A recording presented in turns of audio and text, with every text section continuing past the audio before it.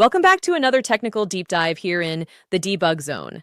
Today we're tackling a big question and breaking it down with insights from other users. Hopefully this clears up some misconceptions and helps you get the answer you need. So buckle up, stay a little curious, and let's jump right in.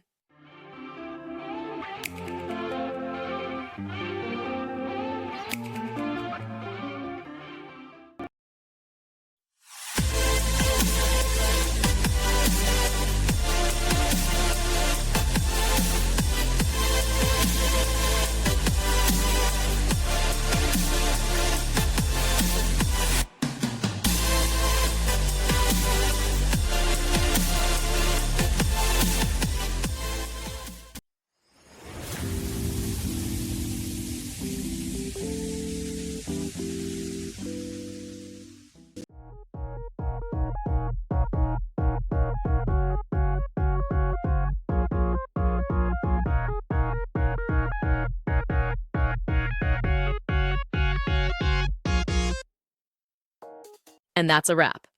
I hope you found the answer you were looking for. If you did, take a second to hit that subscribe button. It really helps out.